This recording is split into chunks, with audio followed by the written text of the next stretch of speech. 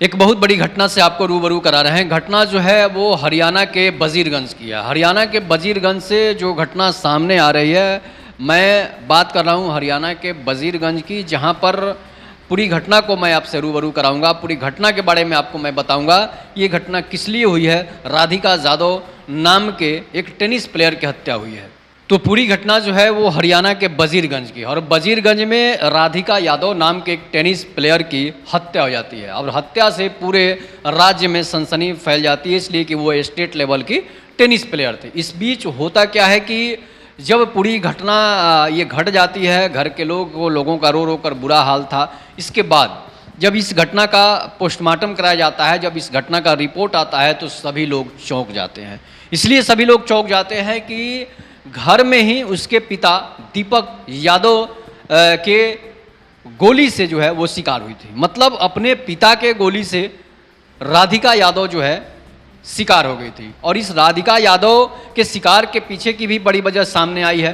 इसलिए कि पिता जब जन्म दे देता है तो पुत्र हो या पुत्री, उसका अधिकार होता है कि वो पिता की बातों को माने, नहीं कि उनकी बातों को नेगलेक्ट कर दे। जिस तरह से वेस्टर्न कल्चर वाली फिल्में जो है हमारे बॉलीवुड में बनती है, साउथ की फिल्में तो ऐसी नहीं है, लेकिन बॉलीवुड की जो फिल्में बनती है, सीरियल बनता है, उसमें यही दिखाया जाता है कि लड़की जो है वो पिता के खिलाफ चली जाती है, अपने माता के खिलाफ चली जाती है, वो रिश्तों को भी नहीं समझती है। और इसका खामियाजा आज के युवा पीढ़ी भुगत रहे हैं, उनके माता पिता भी भुगत रहे हैं।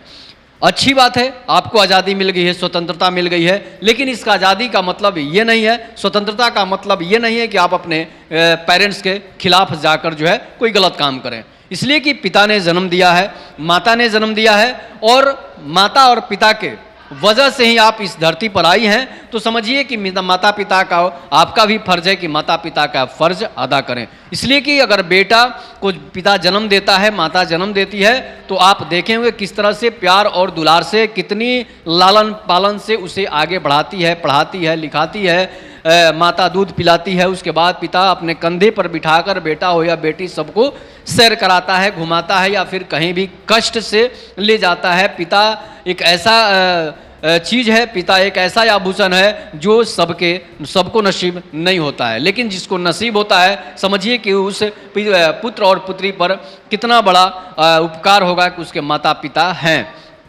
और उस माता पिता की इज्जत का अवहेलना कर देना, उस माता पिता का तिरस्कार कर देना, ये हमारी सामाजिक जो है विषमता को, सामाजिक समानता को विषमता की ओर ले जा रही है। और इसका खमियाजा आज के युवा पीढ़ी को भुगतना पड़ रहा है, माता पिता को भी भुगतना पड़ रहा है। ये सबसे बड़ी समस्या आजकल है। तो पिता दीपक यादव को अरेस्ट कर लिया जाता है, गुरुग्राम की पुलिस उसे अरेस्ट कर लेती है। इसके बाद जब पिता से पूछताछ की जाती है तो पिता स्वीकार करते हैं कि हाँ, हमने राधिका यादव का खून कर दिया है, राधिका यादव का मर्डर कर दिया। दीपक यादव काफ़ी डिप्रेशन में थे, टेंशन में थे, और इसकी बड़ी वजह भी आपको बताएंगे।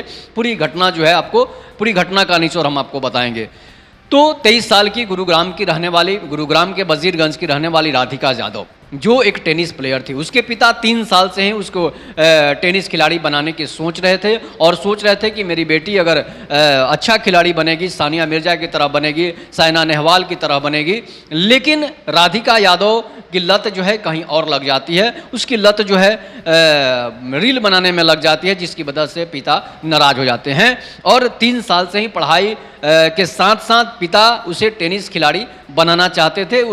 राधिका यादव की भी इच्छा थी कि हम टेनिस खिलाड़ी बने। उसके बाद 3 साल के बाद जब 5 साल की होती है तो पिता दीपक यादव, चाचा धीरज यादव, दोनों ने मिलकर राधिका यादव के लिए पूरा टेनिस कोर्ट ही खरीद लेते हैं। पूरा टेनिस कोर्ट ही खरीद लेते हैं। अपने घर में, अपने फ्लैट में जो है टेनिस का खेलने के लिए पूरा जो है बना देते हैं, ग्राउंड ही बना देते हैं, ताकि जो है इसे कहीं और जाना नहीं पड़े। पूरा टेनिस कोर्ट ही अपने बंगले में बना देते हैं, अपने खेतों में बना देते हैं, ताकि राधिका यादव को कहीं और सीखने के लिए टेनिस नहीं जाना पड़े।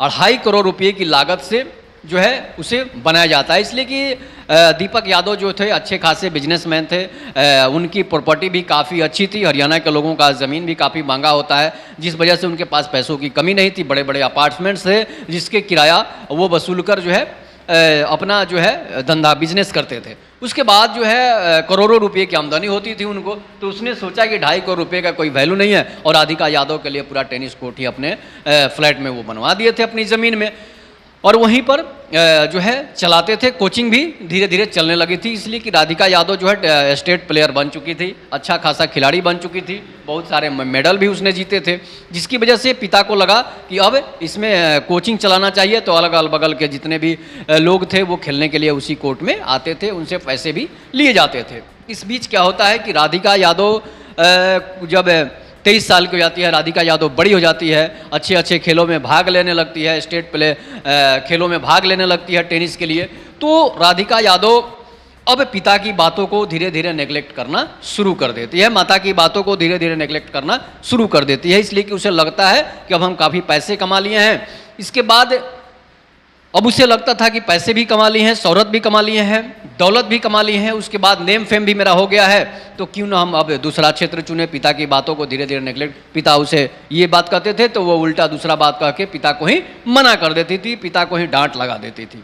उसके बाद पिता को दिमाग में ये बात टिस कर गई, दिमाग में ये बात घर घर गई कि जिस लड़की को हमने जन्म दिया है, जिस बेटी को हमने इतना अपने कंधे पर बिठाकर उसके लिए सारा कोर्ट ही टेनिस का खरीद कर लाया और अपने घर में लगा दिया, उस पिता के अगर बातों को कोई नज़रअंदाज करे तो जरूर है कि पिता के दिल में टीस लगेगी। इसलिए कि जिस पिता ने अपने बेटी को बेटे की तरह पाला हो, बेटे की तरह उसके लिए सब चीज़ किया हो, उस पिता को कितना दुख होगा जब उसकी बात उसकी बेटी उसकी बात नहीं मानेगी। इस बीच क्या होता है कि अब लगता है राधिका यादव को रील्स का लत लग जाता है। रील्स का जब लत लगता है तो रील्स बनाना शुरू कर देती है। सिंगल रील बना रही थी, कोई बात नहीं था, सिंगल रील बनाती थी, अलग अलग जगहों पर जाती थी, खेल का रील बनाती थी, बहुत सारा रील बनाती थी, जिसकी वजह से पिता को बुरा नहीं लगता था। इस बीच क्या होता है कि उसे अब रील बनाने के साथ साथ उसे म्यूजिक वीडियो में भी काम करने का मन हो गया। तुम्हारे पिता जो हैं तुम्हारे लिए टेनिस का कोर्ट तक बना दिए, तो फिर उसके बाद तुम्हें रील बनाने की क्या जरूरत है, तुम्हें जो है अब फिल्मों में जाने की क्या जरूरत है। इसका मतलब है कि उसे खिलाड़ी नहीं बनना था, हीरोइन ही पहले ही बनना था। तो पिता को पहले ही बता देते कि हमें मॉडलिंग करना है, हमें हीरोइन बनना है, तो हो सकता है पिता उसके लिए मुंबई भी भेज देते, बड़े बड़े कलाकारों के साथ पैसे की कमी नहीं थी, फिल्म ही बना देते। लेकिन उसे रील बनाने का शौक चढ़ा था, उसे प्रेम का भूत सवार हो गया था, उसे इश्क का भूत सवार हो गया था, जिसकी वजह से पिता को ये सब बुरा लग रहा था। बुरा लगेगा भी क्यों नहीं, जिस पिता ने बेटी को बेटे की तरह पाला हो। इसके बाद उसकी एक सॉन्ग आती है, एक सॉन्ग जिसमें इमामुल हक नाम का एक लड़का है जो सिंगर है, हरियाणा का, हिंदी सॉन्ग गाता है, हरियाणवी सॉन्ग गाता है। तो उसके साथ वो एक वीडियो शूट करती है। उसके साथ जब वीडियो शूट करती है तो ये वीडियो थोड़ा सा बोल्ड शूट होता है, लव अफेयर्स का वीडियो शूट होता है। अब जब वीडियो वायरल होती है, सभी लोग देखते हैं। जब तक उसके पिता नहीं देखे थे तो कोई बात नहीं थी। जब पिता को लोग दिखाते हैं कि आपकी बेटी अब रील्स पर नाचने लगी है, आपकी बेटी अब मुसलमानों के साथ जो है नाचने लगी है, आपकी बेटी जो है, उसे लोग ताना मारने लगते हैं। आपको पता ही है गांव देहात के लोग जो है ताना जरूर मारते हैं। अगर कोई आपकी लड़की गलत काम करे तो रील बनाए या फिर वीडियो बनाए, नाचे गाए, ये सब गाँव के लोगों को पसंद नहीं होता है। पढ़े लिखे लोगों को भी पसंद नहीं होता है ये सब चीज़। उन लोगों को ही पसंद होता है जो लफंदर टाइप के लोग होते हैं, जिनको नाच गाने से केवल मतलब रहता है। तो इसलिए उन लोगों को ही सिर्फ पसंद आता है। बाकी अच्छे खासे लोगों को, पढ़े लिखे लोगों को, बड़े बड़े अफसरों को रील्स बनाते आप नहीं देखे होंगे, उनको नाच गाना करते नहीं देखे होंगे, इसलिए कि ये बुरा माना जाता है हिंदुस्तानी कल्चर में। हाँ, उसके लिए क्राइटेरिया है कि अगर आप सिंगल रील बनाती हैं, सिंगल डांस करती हैं तो कोई बुरा नहीं मानता है। वो भी एक मुस्लिम लड़के के साथ जिसका नाम इनामुल हक है, उसके साथ जब ये वीडियो बनाने लगती है, वीडियो वायरल होता है, उसके बाद गांव के लोग ताना मारना पिता को शुरू कर देते हैं कि आपकी बेटी जो है मुसलमानों के साथ रील बना रही है, उसके साथ गलत काम कर रही होगी। तरह तरह की बातें जो है इसके पिता को दिमाग में दे दिया जाता था, जिसके बाद पिता डिप्रेशन में रहने लगते हैं, दीपक यादव। इसके बाद इसलिए कि हरियाणा में काफ़ी सख्ती रहती है, तो दीपक यादव को ये बुरा लगता है कि गांव के लोग कभी किसी से कुछ झगड़ा भी करते थे, कभी किसी से कुछ बोल भी देते थे तो लोग डायरेक्ट ताना मार देते थे कि आपकी बेटी तो मुसलमानों के साथ रह रही है, मुल्लों के साथ रह रही। इस तरह की बातें जो है उसके लोग गांव आस पड़ोस के लोग कहने लगे थे। अब पिता को बुरा लग रहा था। इसके बाद पिता ने जो है पहले दीपक यादव का बयान आता है कि वो सोचते हैं कि मैं खुद को गोली मार लूं या फिर राधिका को गोली मार दूं। इन सब बातों को वहाँ उधेर बुन में वो रहते थे। इसके बाद आखिर प्लान बनाते हैं कि मैं खुद मार लूँगा तो ये मेरा नाम और ख़राब कर देगी, इसलिए कि मैं मर जाऊँगा तो ये और भी स्वतंत्र हो जाएगी। इसलिए बदनामी से बेहतर है कि इसे ही गोली मार दिया जाए। तो राधिका यादव खाना बना रही थी, खाना बनाने के अपने किचन में थी। इस बीच क्या होता है कि दीपक यादव अपना पिस्टल निकालते हैं और लगातार 3 से 4 गोलियां जो है पीछे से पीठ पर ही मार देते हैं उसके। इसलिए पोस्टमार्टम रिपोर्ट में यही खुलासा हुआ है कि पीठ में 4 गोलियां मारी गई है। उसके बाद 3 गोलियां 4 गोलियां जब राधिका यादव को लगती है तो वहीं गिरकर वो ढेर हो जाती है। माँ जो थी, उसकी माँ दूसरे मंजिल पर थी। माँ को इस बारे में पता था या नहीं था, अब ये जांच के बाद ही पता चलेगा। उसके बाद क्या होता है कि माँ दूसरे मंजिल पर थी। माँ को जब गोलियों की आवाज़ आती है तो सभी लोग दौड़ कर आते हैं और पिता दीपक यादव जो हैं वो वहीं पर बैठे हुए हैं। इसके बाद पुलिस को बुलाया जाता है। पुलिस जब आती है तो हत्या के कारणों का पता लगाती है, दीपक यादव को अरेस्ट करती है और वहाँ से दीपक यादव को लेकर जेल चली जाती है। राधिका यादव का पोस्टमार्टम किया जाता है। इसके बाद पोस्टमार्टम में खुलासा होता है कि इसे 4 गोलियां मारी गई है, 3 गोलियां नहीं मारी गई है।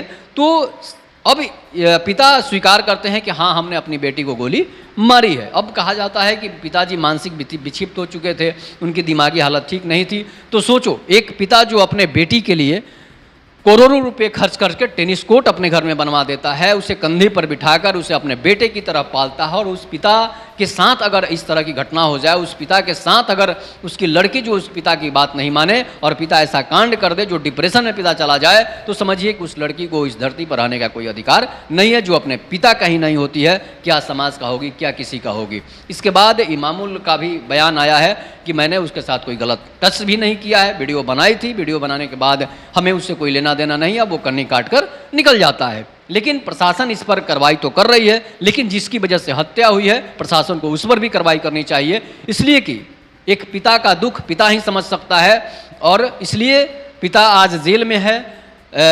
राधिका यादव की हत्या हो चुकी है, और इस सब के पीछे जिसकी साजिश है उसे भी इस पर कार्रवाई उस पर भी होनी चाहिए। नहीं तो फिर ये समाज ये ताना मारते रहेगा और एक पिता अपनी बेटी की हत्या करते रहेगा और बेटी इस तरह के विधर्मियों के साथ जो है कुकर्म करते रहेगी। इस पर आप लोग अपनी प्रतिक्रिया जरूर दीजिएगा। तब तक के लिए नमस्कार। जय हिंद, जय भारत, जय श्री राम।